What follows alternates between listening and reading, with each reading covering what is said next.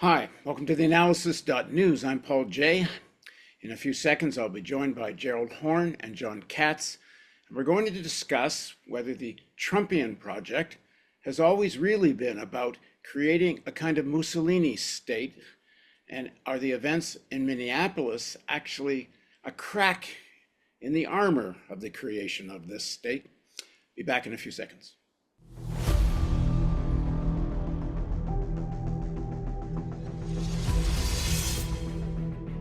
Now joining us to discuss this is Gerald Horne and John Katz. Gerald holds the John J. and Rebecca Moore's Chair of History and African American Studies at the University of Houston.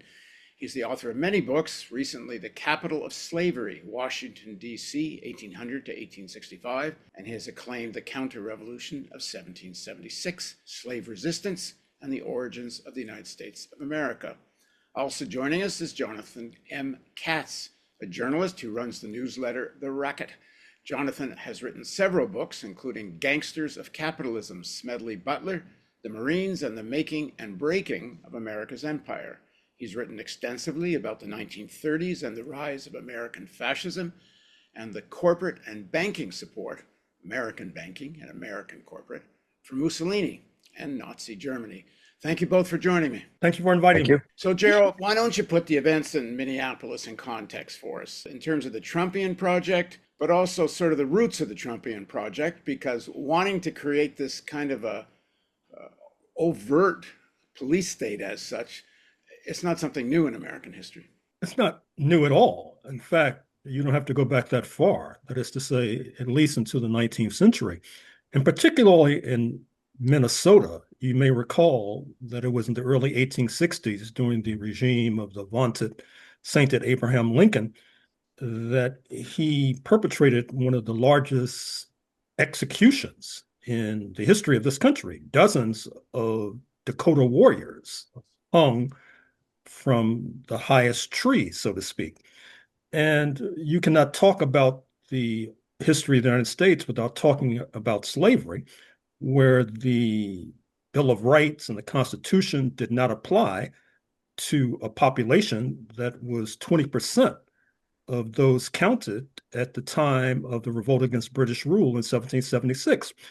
But with regard to Minnesota in particular, you not only have to take into account the depredations inflicted upon a dedicated segment of the population, speaking of the indigenous, but if you fast forward to the mid-20th century, you will easily ascertain that with the rise of the original drugstore cowboy, speaking of Hubert Horatio Humphrey, you saw a purging of the left at the same time that there was an attack on Jim Crow. That is to say, Hubert Humphrey, under the aegis of the Democratic Party, helped to swallow the former Labor Party. And that is one of the reasons why the Democratic Party branch in Minnesota to this very day is called the DFL, the Democratic Former Labor Party.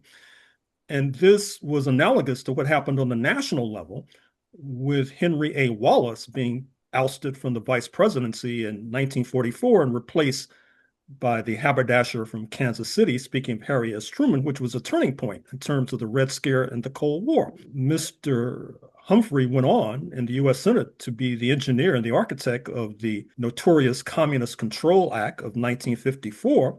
Many were paying too much attention to the Brown versus Board of Education decision in 1954, that very same year, when the U.S. Supreme Court ruled that Jim Crow was unconstitutional. But in the larger scheme of things, in terms of the rise of the right wing, up to and including the rise of Mr. Trump, I dare say that this passage of the Communist Control Act in helping to tip the political balance to the right decisively was very important to the rise of Mr. Trump. And so therefore, I would say that whether or not Mr. Trump had in his original thinking the idea of creating a Mussolini-type fascist project, the fact of the matter is that steps had been taken in that direction even before he descended the golden escalator in 2015. Well, just one more question to you, Gerald, then. So the shootings that have taken place over the last 3 weeks, the killing of two protesters, and I'll say white protesters, because that doesn't usually get much attention. I mean, there's an interesting fact that doesn't get discussed much, which is in the daily shootings and killings of people in America, 50% are white. Now, of course, that's completely disproportionately low in relationship to the number of black, particularly black men and Latino men that are killed, but it's still a lot of white people getting killed by police, and we don't see it very often. We don't see videos of it on screen very often, but these two have really broken through. And do you think, if in terms of the Trumpian project, in terms of the ICE project, are these shootings a turning point, or will they get past this? It's possible that it's a turning point. I'm paying attention to the fact that Senator Rand Paul of Kentucky, a Republican, albeit a dissident Republican, is considering congressional hearings. I'm paying attention to the fact that Greg Bovino, who has been at the controls as these killings have taken place in Minneapolis, apparently has been demoted back to his old stomping grounds in El Centro, California. Apparently, he's been stripped of his social media handles, for example. I'm paying attention to the fact that the Democrats are threatening to shut down the government unless funding for ICE, Immigration and Customs Enforcement, is more restrained or perhaps even stripped. And so it's possible that this is a turning point, but there's many a slip twixt the cup and the lip. So we'll have to see. John, what's your take on the most recent events? And then we'll dig into some of the historical context. Yeah, I think all of that is right, and I think that historical context is really important to understand what's happening here. I don't want to get completely lost in sort of intra-left or intra-left versus liberal dynamics, but I think they are really important. The One of the things that I think could happen, and again, I agree with Gerald that this will come out in the wash, and it's unclear how long it will hold. But certainly the killing of Alex Pretty, because it's so egregious. I mean, there's no with Renee Good, the woman who was killed by the ICE agent Jonathan Ross a week before.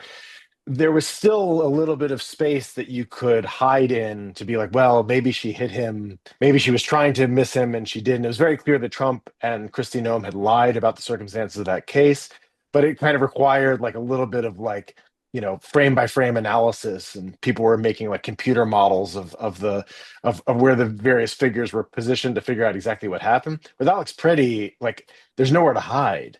They beat him on the ground with a can of pepper spray, pistol whipped him, shot him after he had been disarmed, and it's very clear that he never brandished his weapon. There's nowhere to hide, and I think that is very important for the Trump administration, but it is also really important for the Democratic Party and the liberal establishment, because they would love a space to hide in. They would love to be in a place where they could say, oh, well, but he was a protester. Maybe he went too far. Maybe we could do better training for government agents, right? After the Renee Good thing, you had Hakeem Jeffries, basically saying like, we should keep Dachau open, but like, we could do better training for the guards. Like maybe they would be gentler in the streets. And there's nowhere to hide with that with Alex Pretty. And I think that's very obvious. And I think that it cuts right to the core of that tension that Gerald was talking about, where every step that the Democratic Party took in the mid 20th century toward the nominal left, going towards civil rights, and of course Hubert Humphrey was a really important piece of that, was accompanied by swinging wildly to the left and trying to kneecap any efforts to actually create a more just or equitable society.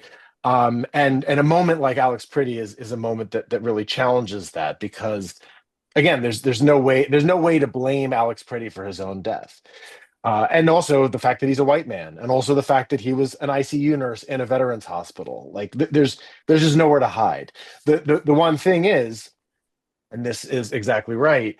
This is the moment that we're in right now, today, as we record this on Tuesday, January 27th, at in the early afternoon. There's a lot of different things that could happen between now and whenever that could give people a place to hide or could give people a way to forget what has happened in Minneapolis. The events of January 6th are a perfect example. If the Democratic Party, if Mitch McConnell had moved faster in getting the impeachment through, getting that trial going, if when Joe Biden and Merrick Garland had come to power, they had quickly acted to consolidate the victory over Donald Trump and hold him to account for his abuses of power up to and including trying to overthrow the government on January 6th of 2021, it is possible that all of this could have been forestalled. But people waited, and they waited for other things to happen and for time to pass and for people to forget and for people to retreat back to their preconceived notions. And that allowed him to sneak through. So it kind of really matters how quickly and assertively people act at this moment, whether it's a turning point or not. Gerald, the one of the things I think that's happened with the shooting of Brady, particularly, is this alternate reality that's been able Trump and the right has been able to create. Primarily through Fox and the whole right-wing social media universe. They've been able to tell people you can look at a video of Good turning her car away from the ICE agent and turning it into the ICE agent. And they could repeat these lies and tell people, don't believe what you're seeing, but they can't do it with Pretty, as John's just said. It's so obvious what's going on. It seems to me a fairly significant crack in the ability to just lie and keep lying and get away with the lying. So now they've had to back up a bit.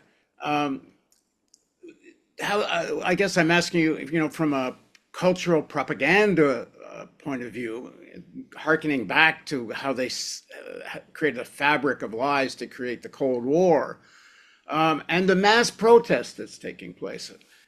Tens of thousands of people in the streets. This feels like a turning point in terms of the mass movement. Well, I would like to think so, but as you know, more than most, as we speak, the armada, to use Mr. Trump's term, the flotilla from the U.S. Navy is steaming towards Iran. There are those who are suggesting that there will be a bombing of Iran sooner rather than later. Mr. Trump has proven himself to be a master of distraction. That is to say, some weeks ago, a few months ago, we were all aflame about Jeffrey Epstein, for example, and the bill that was passed in Congress mandating the release of the files. That is barely discussed nowadays. And that particular issue inflamed a significant portion of the population, understandably. But now it's no longer a headline. Today, as we speak, Minnesota is in the headlines. Who knows what distraction Mr. Trump will come up with to drive this story away from the prying and peering eyes of mass audiences. So therefore, I would just issue a cautionary note. Yeah, it's a good point, Joe. It wouldn't be hard to see another Reichstag fire somewhere, especially Iran. If they start bombing Iran, the opportunity for another 9/11 presents itself. John, why don't you put this into some of the context of this wanting a Mussolini-style state is nothing new in American history, and in fact, some of the Trump supporters, for example, Peter Thiel, overtly talk about how electoral democracy is at odds with what capitalism needs, but has strong roots in American corporate history. Yeah, the right has fetishized fascism, helped inspire fascism in the United States for a very long time. In addition to the fact that the fascists in Europe were, at this point, I think, somewhat famously, especially after the work of James Q. Whitman and others, inspired by American race laws, inspired by American tactics, inspired by American concentration camps, both in the North American West and the Philippines, etc. It was very clear, talking about the era of the rise of Mussolini across the West. It wasn't just in the United States, but Western Europe and the United States and Canada. There was a very clear sense at that time, especially with the coming of the Great Depression, that liberalism had failed, democracy had failed, and that the only response was to either become communist or fascist. And there was no question in the minds of the American right which one they were going to choose. There were people, who were talking about. I think it was Senator Johnson, who was one of the co-sponsors of the Johnson-Reed Act, or Senator Reed. I can't remember which one it was offhand, but said on the Senate floor in the early 1930s that if America ever needed a Mussolini, it's now. There were significant business interests in investing in Nazi Germany, in Mussolini's Italy. J.P. Morgan, the what was initially called actually the Bank of Italy, that was based in San Francisco, California, is now Bank of America.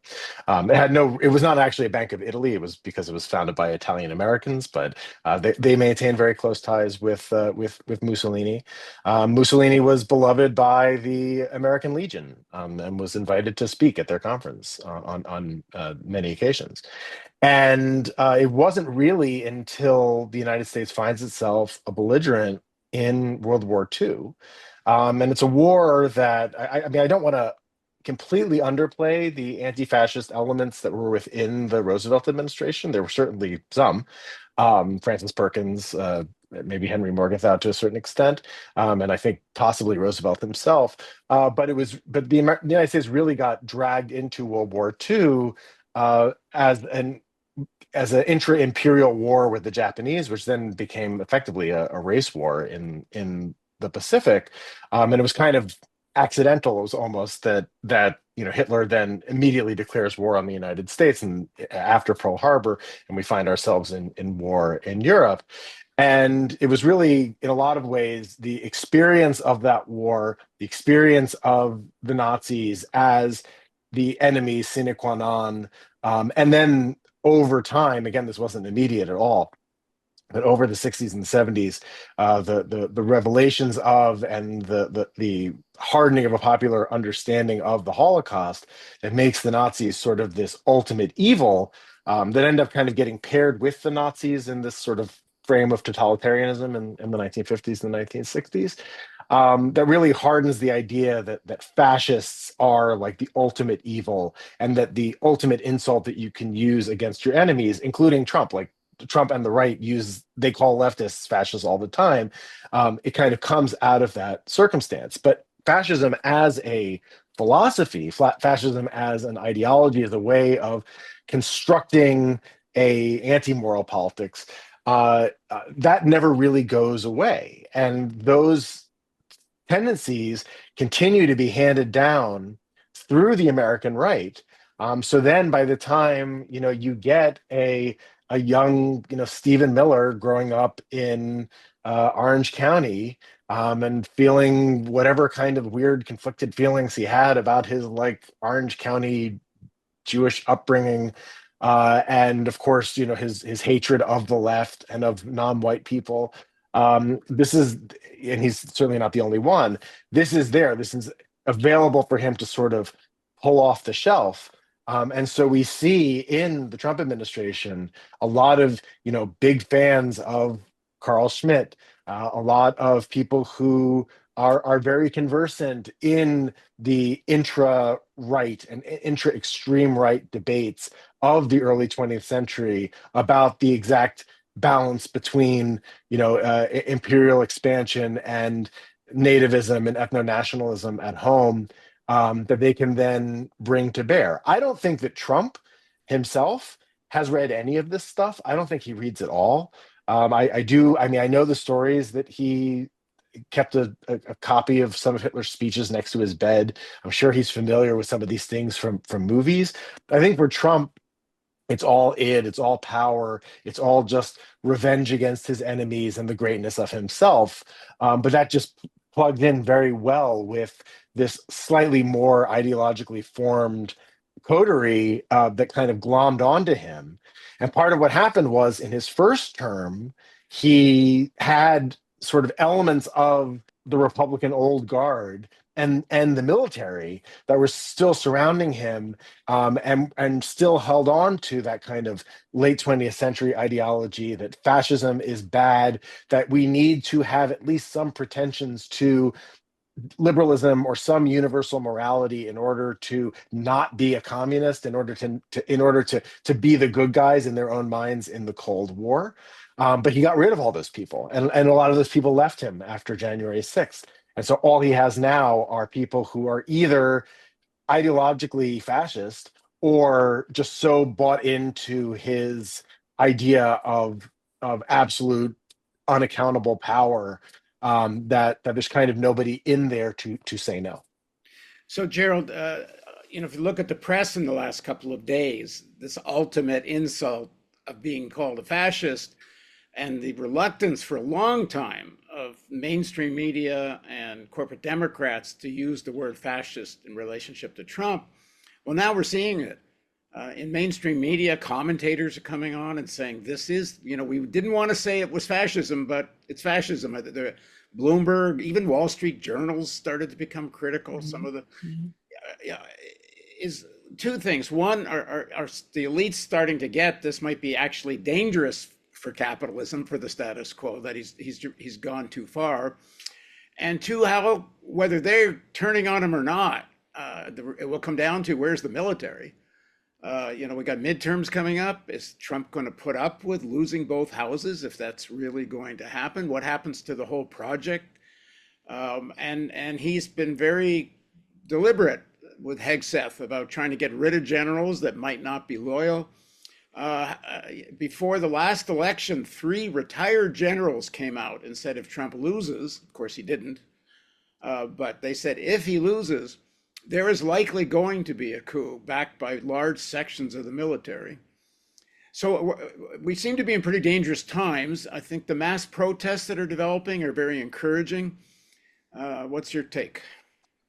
Well, certainly we need to keep an eye on the military, but let me also point to some contrasting images. For example, when Secretary of War, as he calls himself, Pete Hegseth, invited the top brass to Fort Quantico to listen to a totally unnecessary speech that was intended to rouse and arouse them, they sat there stony-faced, for example.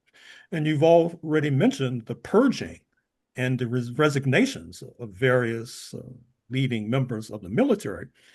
So that brings into sharp relief the attempt to go after Senator Mark Kelly, because he was one of the Democrats who issued that video reminding the soldiers and sailors and Air Force personnel that they do not necessarily have to obey an illegal order. You can refuse illegal orders. For example, matter of fact, they're mandated to disobey an illegal order, which has brought down the wrath of the Pentagon on his head. So at the same time, we keep an eye on the military. We should not forget these militia, for example, because if you look at the history of how the United States was, quote, settled, unquote, oftentimes the military took a back seat, and there were citizens' militias that were at the tip of the spear when the indigenous were routed, for example. And that brings us, of course, to the aforementioned January 6th. That brings us to the Michigan militia and their alleged plot to kidnap Governor Whitmer of that particular state. And with regard to Mr. Trump, on the one hand, I agree that we have to pay attention to him as a personality and to the forces in his inner circle. But we also have to pay attention to the wider environment, which may shed light upon what you just referenced concerning what's popping up in the press nowadays. That is to say that the national security strategy of November, December 2025, rather surprisingly to some, did not have China in the crosshairs, but put forward what we've now come to call the Dunroe Doctrine, which was illustrated on January 3rd with the kidnapping of President Maduro and Celia Flores and bundling them off to stand trial in Manhattan. That is to say that Mr. Trump has made some rather startling maneuvers that have left U.S. imperialism exposed. I'm thinking of his Davos speech, for example. I think you can draw a straight line from the Davos speech and the ruckus it caused to the free trade deal between the European Union and India, recently coming into being, the proposed free trade deal between the European Union and Mercosur, led by Brazil. That is to say that Mr. Trump has apparently believed the propaganda that the European nations are no more than vassals or no more than potential miserable slaves, to use the phrase of the Prime Minister of Belgium. But they're putting forward an alternative, as has Mark Carney of Canada, for example, the Prime Minister, and his trip to China, his trip to the Persian Gulf monarchies, for example. And this is reducing the space for maneuver for Wall Street and Washington. And I think that that's causing concern, which has then in turn led to these cries of Mr. Trump as a fascist. Right. In fact, we have to pay attention as well to the conflicts and contradictions at the highest levels of U.S. society. I mean, for example, it's well known that there is a pro-Zionist element within the highest reaches of the U.S. ruling class. I'm thinking of Miriam Adelson, the casino magnate and the supporter of Netanyahu, Bill Ackman of Manhattan and Wall Street. But at the same time, we also know that within the ranks of the Republican Party, you have the Hitler's cool faction, led by Nick Fuentes, for example, who has been shepherded by Tucker Carlson, the former Fox News host, who reputedly and reportedly has presidential ambitions all of his own. I cannot purge from my memory the story in The Economist a few weeks ago by Jack Goldsmith of Harvard Law School and Bob Bauer, the former Obama counsel, who warned that if it appears that the Republicans are losing in November 2026, they may impound the ballot boxes on a spurious basis, for example. There's already been loose talk. In the last time they were going to do this, there was an actual PowerPoint plan the Trumpian cabal had developed on how the military could establish martial law in the swing states, get the ballot boxes, and reorganize the elections. The PowerPoint was actually handed over to the Congressional Committee investigating January 6th. Got a tiny bit of reporting, and then another one of these stories that went away. Yeah. And we cannot rule out altogether, although it's patently unconstitutional, the fact that Mr. Trump, although he'll turn 80 in June 2026, may decide to run for a third term in 2028, for example. So I'm betting he's gone before then. Oh, why do you say that? I think it's gotten to the point he's threatening the Mussolini project. He's so unstable, it's so erratic, that I think that they're going to find a way to ease him out. It's pure speculation. I don't have any evidence. But I would, if all I can say, if I were them, I want one of two things. I'd want to find a way that he gets sick or whatever and has to leave, or hope he gets impeached. Vance becomes the president, and he gets a year or two to try to run as the sitting president, but that may work against them as well. Yeah. I would also add, by the way, going after the Fed chairs, that really doesn't play well. I mean, it's been interesting. Like if you look at the Supreme Court, they have, it's extremely corrupt. They have basically been willing to effectively rubber stamp, do anything they can off the shadow docket, stay restraining orders where they need to be stayed, issue them where they need to be issued in order to keep the project going forward. But one thing that they have been adamant about since he came back to office is you stay off the Fed. Like you don't mess with our 401ks. And all of that. I mean, also the tariffs. I think that, to a certain extent, parts of corporate America were at least willing to let it play out, see maybe if there was something there, see if there was a way for them to profit. or lesser players, maybe getting involved. And You look at oil. there's been quite a Yes, bit of reporting in Bloomberg about the Mhm. number of countries dumping American T-bills Yeah, Mhm. exactly. and getting out of the US dollar. That's really going to freak out Wall Street. That's really going to freak them out. You look at Venezuela, the oil thing, right? Trump, very just it's as if it's as if he's just like reading the subtext out loud. In my book Gangsters of Capitalism, like in all of these interventions, like I go through, and I mean, a lot of this doesn't require very deep analysis. You can just sort of look at the moves on the ground, and who's writing letters to Woodrow Wilson or Howard or William Howard Taft or whatever at the time. But it's very clear, this is about all these things. It's very overdetermined, but part of it's about banking, part of it's about oil. Trump just comes out and says this is about oil, and then the oil majors in the United States are like, "You're on your own. Like, we don't want anything to do with this. Like, we're not going to sink money into Venezuela. Rebuilding this infrastructure is going to take way too much time. It's a hostile audience now, the hostile population that isn't going to want to work for us or with us. And why would we want to dump a bunch more oil on the market just to lower oil prices even further, especially because all of the energy companies, the big energy companies, understand that sooner than later, the age of oil is coming to an end. And all of them have spent the last couple of decades diversifying and trying to get into renewables. And everybody's looking at China and the enormous advantage that they have over the United States in renewables. And they're looking at Trump, just sort of kneecapping the renewable energy sector left and right. Maybe that's a little bit of a euphemistic term, but just like kneecapping solar, kneecapping wind, all of these things that other parts of the world are using to great advantage. They're looking at history. They're looking at, every great empire got there because they took advantage of the emerging energy technology at the time. And if you look at the world right now, that's not the United States, that's China. And so even the oil companies, even ExxonMobil is looking at this, and they see the same thing. And then you have Trump acting like it's 1963. It's Harry Um, Truman trying to how about secure access how about to 1890s? exactly. And they're looking at this, and they're like, they're like, what are you doing? Why are you going in the wrong direction? If we want to consolidate our power, if we want to create a corporate fascist state that has like pervasive surveillance over the citizens tree and keeps everybody docile and fed just well enough to allow us to keep accruing all the profits for ourselves, why are you going back to these old outmoded models that we're trying to get away from?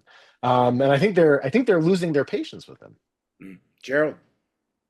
Well, I think that's true. And I think it's also reflected in some of the tiffs he's had with the banks, talking to Senator Elizabeth Warren on the telephone and trying to adapt her idea, putting a cap on credit card fees. This is irritated Visa, for example. And at the same time, you see that in the European Union, a comment, they're seriously considering trying to pour more capital into developing alternatives to Visa, alternative to the cloud infrastructure dominated by Amazon and Microsoft, because they recognize that they're too heavily dependent upon the United States of America.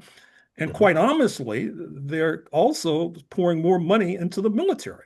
Pay attention to German spending on the military, which is going through the roof, for example, in response not only to their reaction to Ukraine, but also because their room for maneuver with regard to the United States is limited by the fact that they're dependent upon the United States to keep the Ukraine project afloat. But at the same time, as we pay attention, understandably and justifiably, to these squabbles and contradictions and conflicts at the top of the pyramid, we would be remiss if we neglected the reality that Trump has a mass base. I don't think he got 77 million votes in November 2024 by accident, for example.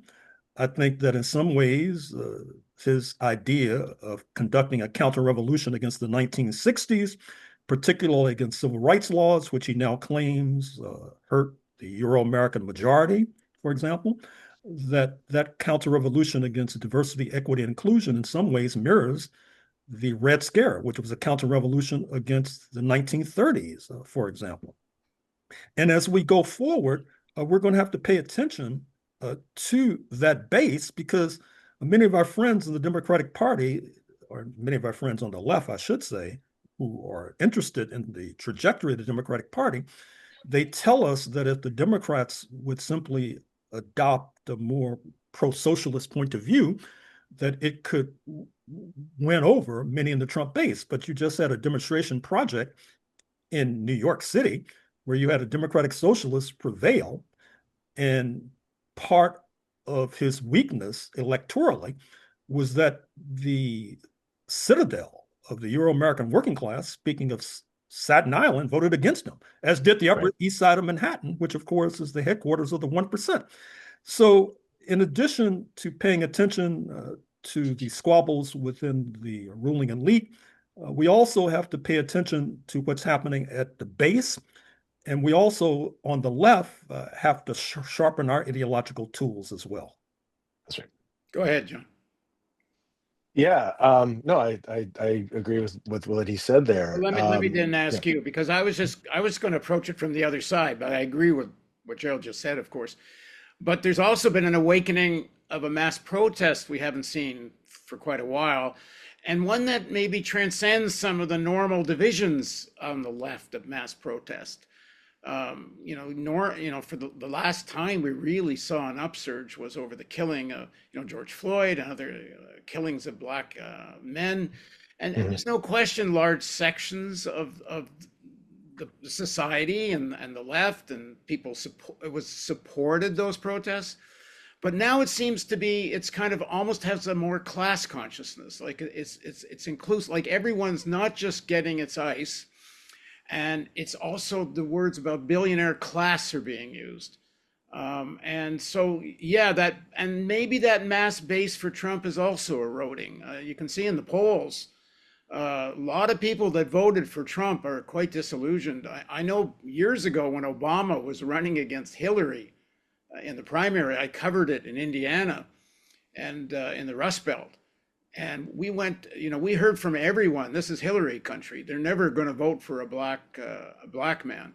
And everywhere we went, Obama was the one people chose in the Rust Belt.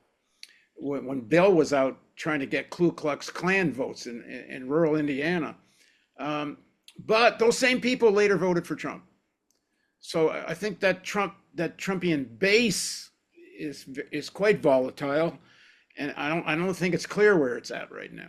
But yeah, it's really hard to say always how these things are going to break, and betting on a significant portion of the MAGA base either coming to its senses or breaking away and supporting an opposition candidate or just withholding their votes. Let me just add one quick thing and then of course, going. Yeah. Tucker Carlson came out and denounced the shootings in Minneapolis today. Right. Oh, I didn't see that, but that would not. Yeah, that tracks. What I was going to say is that it's been a losing bet. It's been waiting for Godot a lot. That said, in this case, one of the really interesting dynamics in the murder of Alex Preddy is the gun right, their response, the fact that the NRA came out and called for an investigation, that sort of Bill Cassidy and Tom Tillis, who was previously a very reactionary figure in North Carolina politics, moderated a little bit when he went to Washington and is now out because he's effectively broken with Trump, but he's called for an investigation. And one of the things that's really interesting there is that seems to be bubbling up from below. And a lot of, right-wing influencers, a lot of, guys who their whole life is the Second Amendment and guns. When the Trump administration came out and said that they were justified in killing Preddy because he had a gun, that got their attention. And, there's a lot of people who, sort of very quickly put up cognitive dissonance roadblocks anytime you try to draw a parallel between, say, Kyle Rittenhouse and Alex Preddy, and say, well, you spent all this time defending Kyle Rittenhouse for coming to a protest with a gun and killing people with it. But now you also think that just having a gun, a holstered gun at his hip that he never went for, that's grounds for killing him. Again, there's a lot of people who can just sort of just kind of mumble their way through that.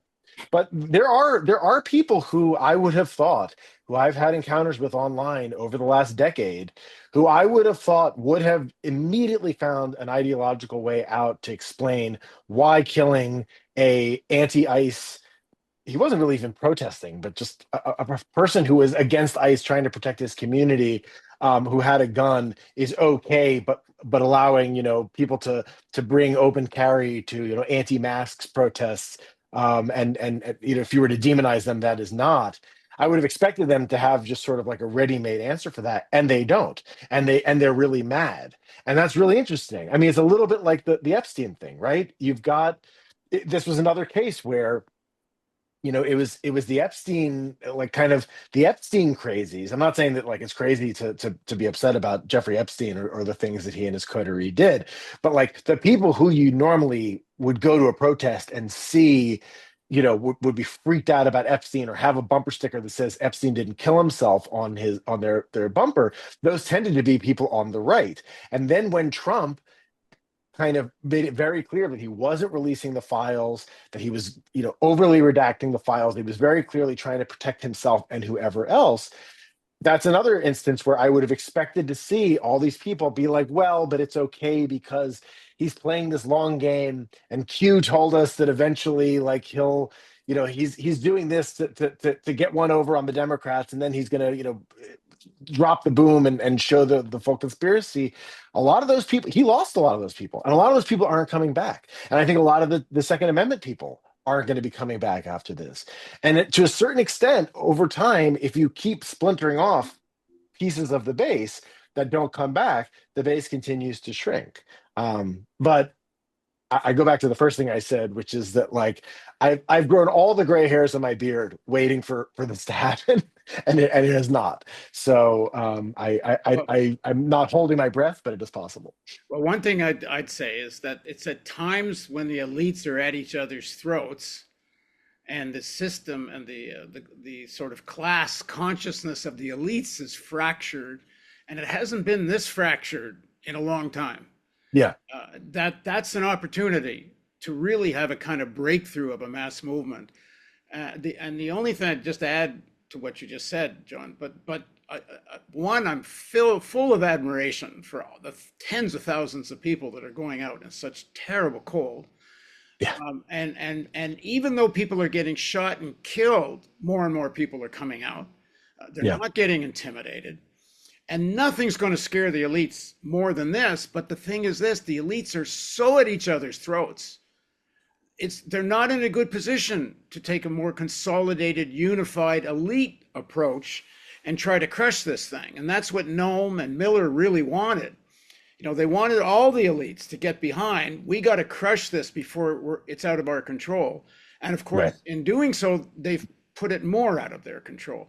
So the only thing I can say, and it's unfair for me to say it because I'm sitting here in Toronto, we're so far not doing much, and we're not affected the same way yet. Some stories about getting invaded, but I don't believe that's very serious. But And possibly Alberta is seceding? Well, the PM, the premier of Alberta just said that after watching what's going on, they don't want to join the United States. Oh, good. Excellent. Very good. She just, for the first time, came right out and said, no, we don't want to be part of this. Great. She didn't use the word shit show. But here's, in response to what John just said, the most important thing I would say to everyone out there, and like I say, it's easy to say and a little more difficult to do. Don't stop organizing. What's happened in the past and why you're giving John gray hairs is because when there's been upsurges in the past, they get diffused, they fritter away. Organization isn't built out of it. So even if there's always going to be ebbs and flows of a mass movement, every time there's an up, you got to consolidate the up, whether you're in a union or in a church or at a bloody wine club. Create something that can last. And the other, obviously, grow the numbers. Nothing's putting pressure on all these contradictions within the elite camp. Nothing puts pressure on it more. Well, economic collapse would, yeah. But other than that, this awakening and mass protests, it's putting tremendous pressure on the system. and then it needs to have an electoral consequence. Don't vote for people that don't really take good positions on these questions. I mean, if you have any choice at all, don't just get back into supporting a corporate Democrat. Now's That's the right. time for insurrection in every kind of way. Gerald, And Gerald, oh, sorry, go ahead. And then I was just gonna say, Gerald can have the last word. electorally, the timing is good because we're just getting into primary season. And, by the time the summer rolls around and most of these primaries are decided, at that point, we get into the old debates over withhold your vote or blue no matter who. But the primaries are the time that electorally things get moved. That's where you get an Alexandria Ocasio-Cortez, getting the nomination and being able to come to power. There's an enormous primary happening in Maine right now in the Senate race there. There's a whole bunch of them around the country. It's January. It is late for some people to start getting into the campaigns, but there's still time even for new people to show up.